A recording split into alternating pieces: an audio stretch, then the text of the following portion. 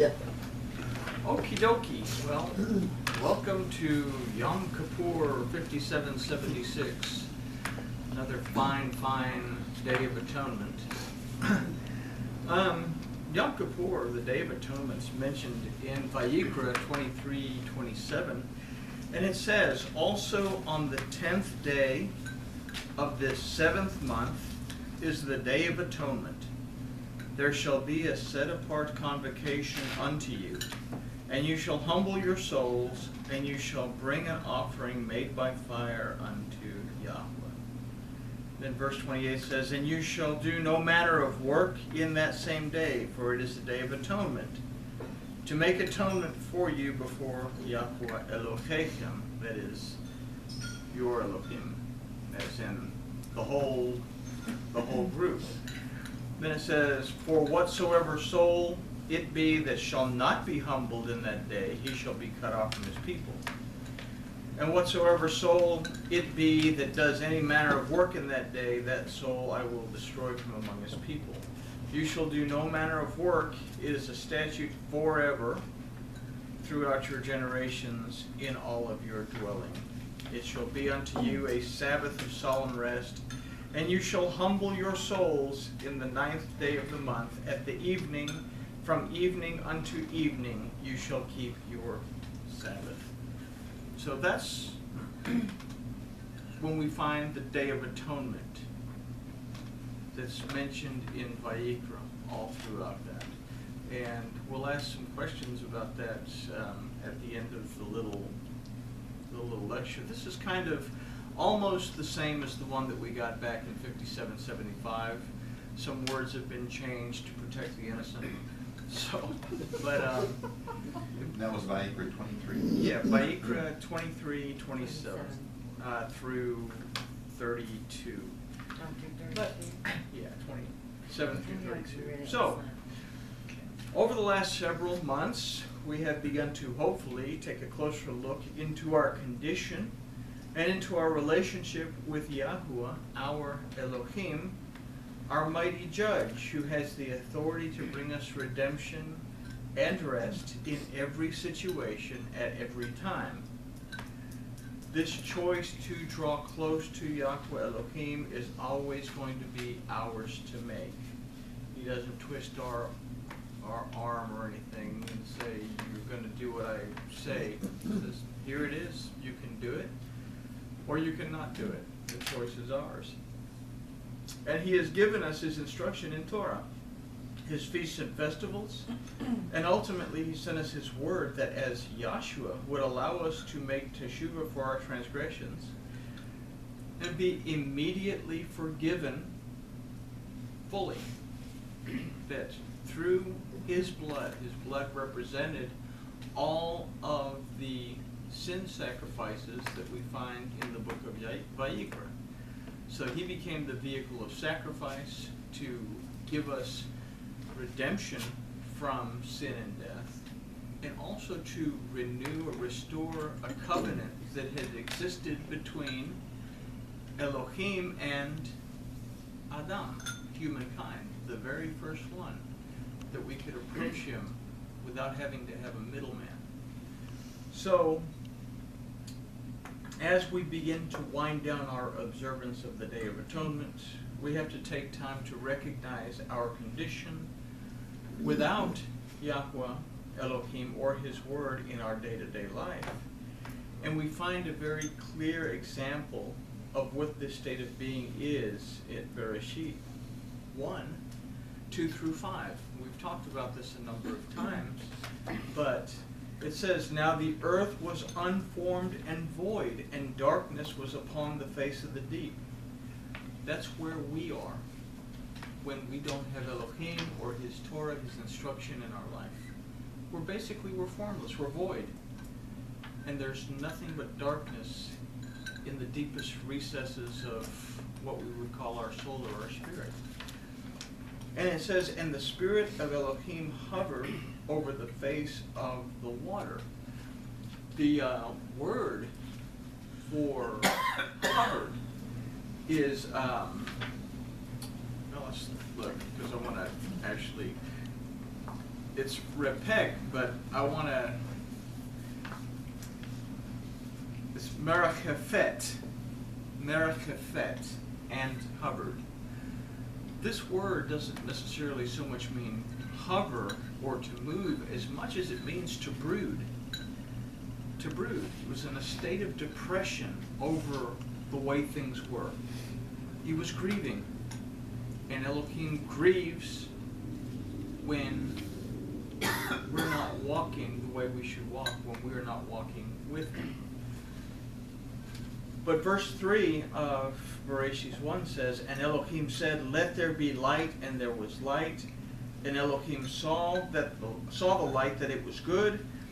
And Elohim divided the light from the darkness. So he made a way for us to move from this deep darkness, made it a way for us to be able to move into the light. His instruction, his Torah, brought that for us. So Yom Kippur is the realization of our state of being without Elohim. And as such, our need for his restoring and redeeming presence in our lives. Now, I read kind of a sad statement. You know, it's Yom Kippur, so I get all these things from Chabad and the Messianic Bible group and all kinds of stuff. And it kind of like what we talked about at Rosh Hashanah, that the message had all been twisted and garbled. I got the same impression on the message that is being given for Yom Kippur. What really made me sad is that this rabbi said that on Yom Kippur we beg Elohim to preserve us alive. We beg Elohim to preserve us alive. We beg Elohim for his forgiveness. And this is what a rabbi from the Chabad was saying. He's saying that that's what we do on Yom Kippur. That's what we do on Yom Kippur. He said we beg for forgiveness. We beg to keep us alive. And they're all beating their chest and afflicting themselves. And they don't bathe, they don't groom, they don't brush their teeth, they don't do anything because they're supposed to be afflicting themselves. And this is where the whole idea of fasting, this is where the whole idea of fasting came out too. Because nowhere in the Torah does it say anything about fasting for Yom Kippur. That's takanot. That's a rabbinical decree found in Talmud. And we're going to talk about what these words up here mean when we get to the end of this, to give us an idea of what we should be doing on Yom Kippur, but definitely not begging Elohim to preserve us alive. So I was appalled at this concept. We are to make a commitment to change on this day, an unwavering commitment to seek Elohim in our lives, and that in doing this we find life and find it abundantly. So it's another day for us to be able to make a commitment. It's another day for us to be able to reflect, take a deep look at ourselves, and then make the conscious choice to say, I am going to follow my Elohim. I'm going to walk with Elohim in my life. So let's consider the origin of Yom Kippur, that's known as the Day of Atonement in Torah. And we would read that Moses went up to the mount at Sinai to bring the Torah back to the people. But meanwhile, the people grew impatient and began to doubt Moses. And in doing so, they began to doubt Elohim.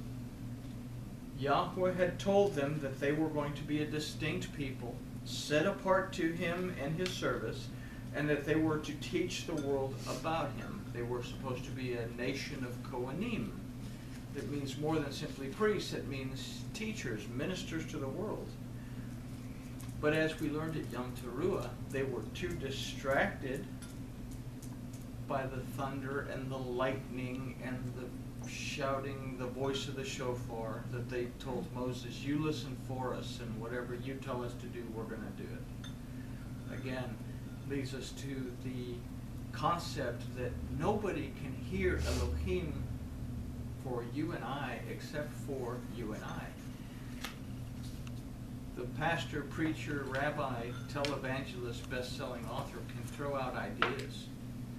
But ultimately, it's our responsibility to take those ideas and study them to show ourselves approved, so that we won't be ashamed if we happen to eat something that's a whole bunch of bunk. So, but they were too distracted. Moses had been gone a long time, so the people asked Aaron to make them a deity. The golden calf was made and worshipped by the people against Yahweh Elohim's first 3 commandments, spoken directly to them by him. The first one says, Anohi Yahuwah Elohecha. I am Yahweh, your Elohim. I'm the one that took you out of Egypt. He said, don't make anything and replace me with it. Literally, the Hebrew says, don't put a face over my face. And the third one, he said, don't bring my name to nothing. So they made this golden calf. The calf was made from the golden earrings that they took off their ears. So let's consider an idea from all of this that we can apply to our lives. We say, although I know the word of my Elohim, do I put off listening to his direction in my life, choosing to pay homage to the golden calves in my life? Where is the earring located? It's located in the ear. Something is affecting our ability to hear. Do I remove his glory from my ears? Gold is a representation of glory. And then do I form it into my own perception of what I worship? Do I worship material things over my Elohim? Do I worship my job over Elohim? Do I worship my entertainment and personal pleasure over my Elohim? Do I worship my problems and trials over my Elohim? So, if I say yes to any of these, perhaps I need to take a look at myself and ask, am I in the condition stated at Bereshit 1, verse 2? Now, as a disclaimer to all that, there's nothing wrong with any of these situations. There's nothing wrong with enjoying material things. There's nothing wrong with enjoying work. There's nothing wrong with enjoying entertainment and personal pleasure. And there's nothing wrong with looking at your problems and figuring out how to solve them. When you go overboard and it becomes totally and completely obsessive in every way, shape, and form, then it becomes a golden calf. Everybody with me? So, continuing our story, Elohim tells Moses that the people have sinned. Joshua tells Moses, it sounds like there's a war going down. There's a battle cry going down in the camp. We need to get down there. But Elohim tells Moses the people have sinned and that he's going to destroy them. Moses intercedes for the people, and Elohim tells him to go and take care of the matter. So Moses comes down and discovers what the people are doing. They're having this great party, golden calf party. And in a rage, he throws down the tablets of the Torah written by the finger of Yahweh Elohim, smashing them to bits. Then he asks Aaron, what's going on? What were you thinking? And there's a typical answer that we all come up with, something similar to this. The people gave me their earrings, and this calf appeared. People gave me this. Think about that. I forgot to rely on Elohim in this situation. It just popped up. My life is in turmoil. I don't know why. I've been speaking negative into my life, and now my life is in turmoil, but I don't understand. Things just happened. I have all this great stuff, etc., but my life is a shambles.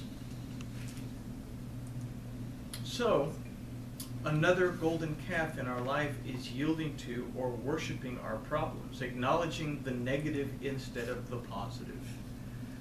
Traditionally, we would recite a statement that's called the Kol Nidre at Yom Kippur, which in a sense states, I am not responsible for keeping the oaths that I have made in the previous year. It releases people from stupid oaths that they've made, but, you know, contract's a contract, binding is binding. You're not going to get away with it here in the US of A, and probably don't get away with it in Israel. But let's take a look at this kol nidre idea from a different perspective.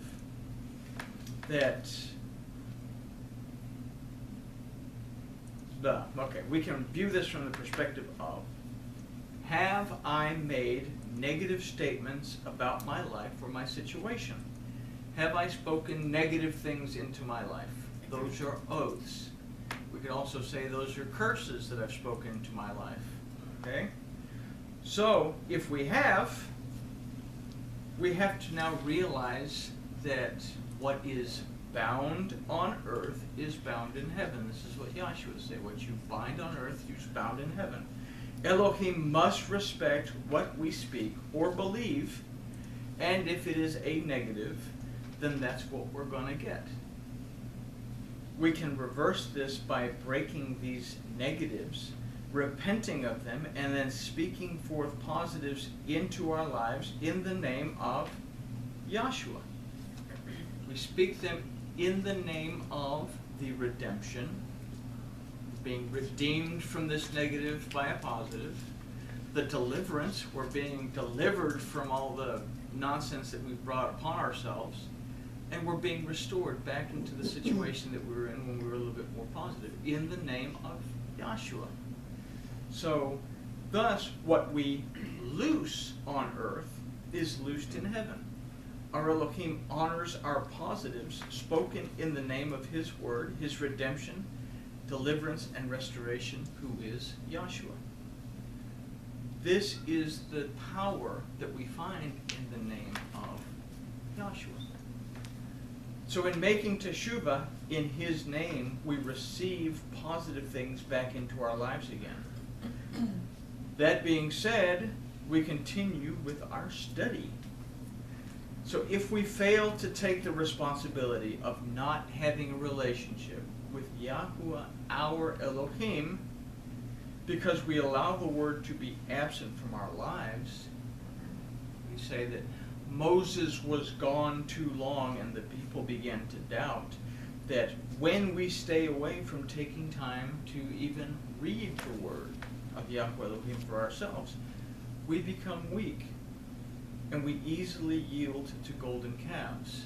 And we can see another example of this in that Isha was by herself when confronted by the serpent. She was separate from Ish.